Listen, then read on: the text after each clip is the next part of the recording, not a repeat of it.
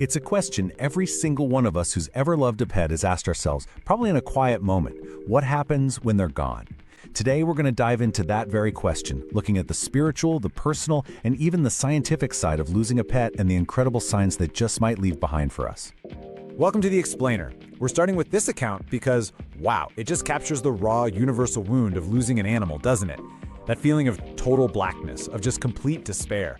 And it's in those moments that these profound questions about what comes next really open up. But, for so many people, that grief is interrupted by something else. Experiences that feel so real they make you question if death is really the end. These are what some call the echoes of an enduring spirit. And what's so striking is how normal these experiences can sound. It's not always some grand, supernatural event. Often, it's the little things, the comforting, everyday sounds, like Gretchen the boxer's nails clicking on the stairs. A sound you've heard 1,000 times, and suddenly, you hear it again. And it's not just sounds either. Thousands, and I mean thousands of people have reported seeing things. Maybe it's a fleeting shadow out of the corner of your eye, or maybe it's something more distinct like this cloud of mist. It's such a widespread phenomenon. It really makes you feel like you're not alone in this. Okay, but then things can get even more tangible. And this is where it gets really wild. Imagine finding actual physical fur from a pet that's passed on. I mean, that's an experience that just completely defies an easy explanation. It's stories like this that really solidify that belief for people that some part of them is still here. So, when you look at all these stories, they fall into these key categories. You've got sounds, sights, even touch and smell. It's a full-on sensory experience for so many. And this isn't some new age thing either. These kinds of stories echo ancient beliefs from cultures all over the globe, from reincarnation in Hinduism and Buddhism to the idea of a spiritual world to come. It's like a fundamental part of the human experience. Speaking of physical signs, the shedding. It gets on everything. Instantly fix that with Bunny Punch Salmon Oil. It's a super tasty food topper that gives your pet an amazing, healthy, shiny coat. Seriously, Bunny Punch has been making pets happy since 1990, and you can get it right now on Amazon. Get Bunny Punch. And we're back. Okay, so we've been talking about these really personal, spiritual experiences.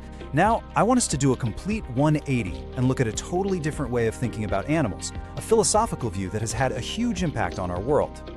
So way back in the 17th century, this famous philosopher, René Descartes, came up with this pretty jarring idea. He basically argued that animals are just complex biological machines. Like a clockwork toy. They don't have souls, they don't have feelings, they don't have consciousness. They just react to things. And right here, this is the heart of the debate. On one side, you have the spiritual view. Animals have souls, and that consciousness can live on. But on the other side, you've got this mechanistic view, where an animal is just a machine, and death is just the machine breaking. It's a huge divide in how we see them. Okay, so that brings us to the modern era. How do psychology and neuroscience look at these same experiences today? Is it grief, ghosts, or just our gray matter at work?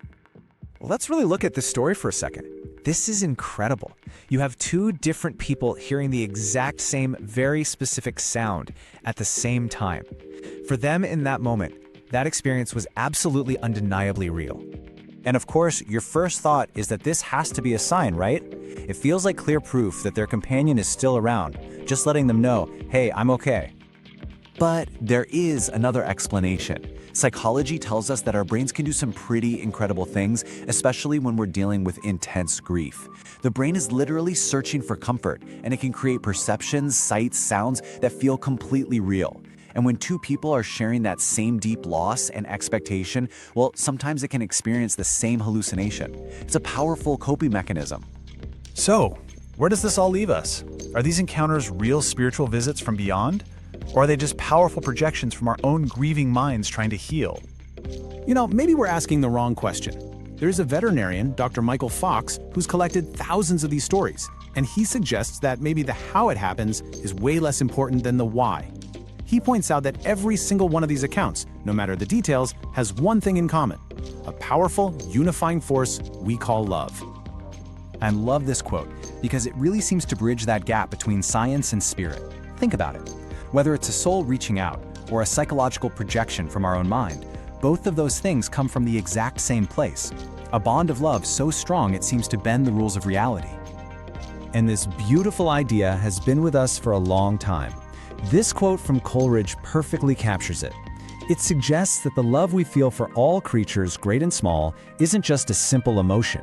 It's a connection to something much bigger, something sacred in the universe. And maybe that's the real takeaway here. Spirit or memory, ghost or grief, does the explanation really change the love that was shared?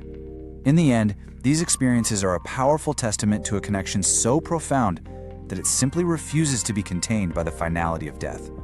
The love was real, and in these moments, that love is still being felt.